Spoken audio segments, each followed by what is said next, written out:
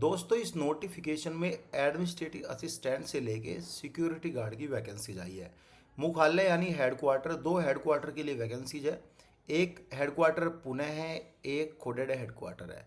तो खोडेड हेडक्वार्टर के लिए देख सकते हो यहाँ पे ऑलमोस्ट कुछ वैकेंसीज सेम ही वैकेंसीज है, जैसे क्लर्क ड्राइवर की वैकेंसीज है। इवन यहाँ भी क्लर्क एंड ड्राइवर की वैकेंसीज है। एडमिनिस्ट्रेटिव असिस्टेंट पुणे के लिए वैकेंसीज है, सिक्योरिटी गार्ड पुणे के लिए, और लेबोरेटरी असिस्टेंट यहाँ पे कोडेड के लिए ये वैकेंसी चाहिए। नंबर ऑफ वैकेंसीज यहाँ पे दिया गया है, किस कैटेगरी में कितनी वैकेंसीज है वो यहाँ पे दिया गया है। आपको अपनी कैटेगरी के अकॉर्डिंग ही फॉर्म फिल करने हैं। सपोज करो आप अपनी नियरेस्ट लोकेशन पर हो अभी, जो कि ये मुख्यालय आपके नज़दीक है, तो आप ST SC कैटेगरी से बिलोंग करते हो और आपके लिए कोई वैकेंसीज नहीं है, तो आप इस एक वैकेंसीज में अप्लाई करने के लिए एलिजिबल हो। लेकिन यहाँ पे आपको किसी भी तरह का कास्ट का कंसेशन, इवन कैसा भी कंसेशन आपको नहीं मिलेगा। तो एज क्राइटेरिया एज पर दी वैकेंसीज यहाँ पे दिया गया है। तो एज को आपको ध्यान से देखना, क्योंकि यहाँ पे कुछ डिफरेंट पॉइंट्स हैं। जैसे कि अगर आप क्लर्क पुणे के लिए अप्लाई करोगे तो आपकी एज 33 साल से नीचे होनी चाहिए।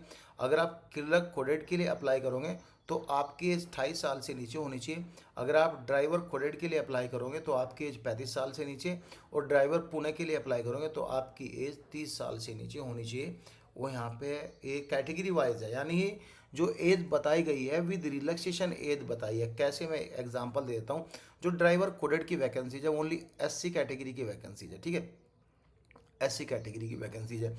SC में देखो जनरल की वैकेंसीज यहाँ पे ड्राइवर की है, EWS यहाँ पे 30 साल है, तो यहाँ पे 5 साल बढ़ा दिया, तो 35 साल इन लोगों ने कर दिया।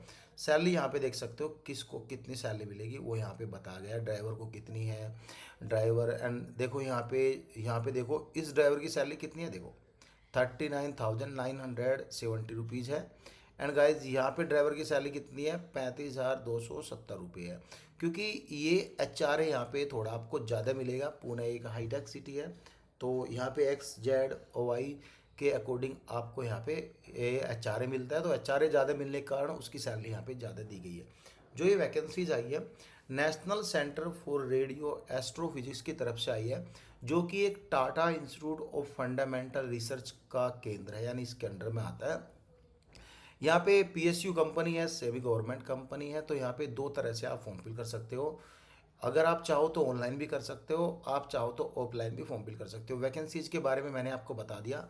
एंड गाइज अब हम इसके क्वालिफिकेशन पर बात करेंगे। अगर आप एडमिनिस्ट्रेटिव असिस्टेंट का फॉर्म फिल करोगे तो सैलरी तो मैंने आपको बता दिया। इसमें आपका ग्रेजुएशन होना ज़रूरी है, और गाइज ग्रेजुएशन में 55% नंबर होने ज़रूरी है। एंड गाइज 5 साल का एक्सपीरियंस आपका इस्टेब्लिशमेंट HR सेक्शन में आपका होना ज़रूरी है। एंड रेप्यूटेड ऑर्गेनाइजेशन का, प्राइवेट ऑर्गेनाइजेशन का भी है, तो जब भी आप अप्लाई कर सकते हो। डिजायरेबल आपको फुलफिल करने की जरूरत नहीं है। सर्टिफिकेट आपको दो देने हैं। पहला सर्टिफिकेट देना आपको ग्रेजुएशन का, जिसमें आपका 55% नंबर हो। दूसरा सर्टिफिकेट आपको एक्सपीरियंस का दिखाना है। ओनली दो ही सर्टिफिकेट बेसिस पर आप यहाँ पे अप्लाई कर सकते हो। एंड गाइज क्लर्क A के लिए बात करेंगे। आपका ग्रेजुएशन में 50% नंबर होना चाहिए। बाकी यहाँ पे टाइपिंग की नॉलेज है, नॉलेज ऑफ पर्सनल कंप्यूटर की नॉलेज है।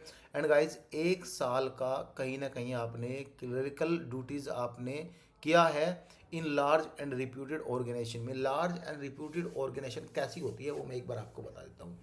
200 करोड़ का टर्नओवर एनुअली जिस कंपनी का होता है वही लार्ज और रिप्यूटेड कंपनी होती है, और उसी का ये एक्सपीरियंस यहाँ पे जो है वैलिड रहता है, इक्विवेलेंट टू सेंट्रल गवर्नमेंट का रहता है। अब बात करेंगे ड्राइवर के लिए। ड्राइवर के लिए आप 10वीं पास हैं, और गाइस वैलिड आपके पास लाइसेंस है, 3 साल का आपके पास एक्सपीरियंस है, तो आप एलिजिबल है। ड्राइवर के लिए फिजिकल फिटनेस टेस्ट भी होगा, जो कि मेल कैंडिडेट की जो हाइट है 165 सेंटीमीटर, चेस्ट है 80 to 85 सेंटीमीटर, और एज पर BMI आपका वेट होना चाहिए। विजन 6/6 आपका आइज होना चाहिए। विजन के साथ both eyes should be 6/9 and colour recognisation, ये सब होना चाहिए आपका, ठीक है। फीमेल के लिए जो हाइट है ड्राइवर के लिए 157 सेंटीमीटर होना चाहिए। And same medical criteria same ही रखा है। डिज़ायरेबल जरूरी नहीं होता है यहाँ पे आपको फुलफिल करना, ये आप छोड़ दो। लेबोरेटरी असिस्टेंट के लिए बात करेंगे। लेबोरेटरी असिस्टेंट के लिए यहाँ पे NTC यानी कि कोई भी ITI जो कि नेशनल ट्रेड सर्टिफिकेट हो, या ITI आपने किया है तो आप यहाँ पे एलिजिबल है। वैसे इक्विवेलेंट टू ITI होता है, इसमें 60% नंबर आपके हैं प्लस के 2 साल का एक्सपीरियंस है, तो आप एलिजिबल है। अगर ये आपके पास है तो आप एलिजिबल है। अगर ये आपके पास नहीं है ये क्राइटेरिया, तो ये क्राइटेरिया को फॉलो कर सकते हैं जिसमें बोला गया है NAC, कोई नेशनल अप्रेंटिस सर्टिफिकेट आपके पास होगा जिसमें 60% नंबर होगा। And guys, and by vocational कोई भी ट्रेनिंग होगी जो कि इलेक्ट्रॉनिक से रिलेटेड है एलिट ट्रेड में, और 1 साल का एक्सपीरियंस है तो इलेक्ट्रॉनिक लैब में, तो आप एलिजिबल है। और गाइज एक्सपीरियंस की यहाँ पे कोई ज़रूरत नहीं है, ये अनुभव डिजायरेबल बोला है, ये चीज़ें आपको फुलफिल करने की ज़रूरत नहीं है। अब क्लर्क ए के लिए बात करेंगे, जो ऊपर वाला क्वालिफिकेशन है सेम यहाँ पे है। ड्राइवर वाला जो ऊपर वाला क्वालिफिकेशन है सेम यहाँ पे है। एंड गाइस सिक्योरिटी गार्ड की बात करेंगे, यहाँ पे 10वीं पास और इक्विवेलेंट कोई सेंट्रल स्टेट बोर्ड एग्जामिनेशन आपने दिया है। फायर फाइटिंग ट्रेनिंग आपके पास है, NCC सर्टिफिकेट आपके पास है, इनमें से आपका कुछ भी है तो आप एलिजिबल है। एंड गाइस 3 साल का एक्सपीरियंस इन डिफेंस या CAPF या सिक्योरिटी वर्क में आपने किया है तो आप यहाँ पे एलिजिबल हो अप्लाई करने के लिए, ठीक है गाइज। अब फीमेल की हाइट यहाँ पे आप देख लो, एंड रनिंग भी होगा इसमें, वो यहाँ पे आप देख लो। नौकरी security bye antenna site, antenna site पे सिक्योरिटी रहेगी आपकी। To work in 3rd shift में आपका काम होगा। एज 2.5 साल से नीचे होनी चाहिए। वर्तमान में जो आपका यहाँ पे बोला गया है HQ mention for the present, यानी HQ जो पोस्ट है हाई हेडक्वार्टर की जो पोस्ट आई है प्रेजेंटली आपको बोला गया है पुणे एंड कोडग में होगा, तो यहाँ पे एज पर द कैंपस आपको OT में भी ट्रांसफ़र दे सकता है, डिपेंड करेगा ये ऑर्गेनाइजेशन के ऊपर, ठीक है। Candidate will be required work in shift beyond office or on Saturday and Sunday.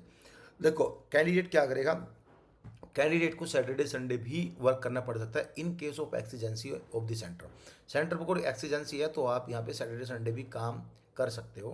And guide the institute reserve the right restrict the number of candidate और for the requirement process reasonable limits on the basis of the qualification and experience prescribed by the advertisement. ये तो normal बात है, कुछ खास नहीं है।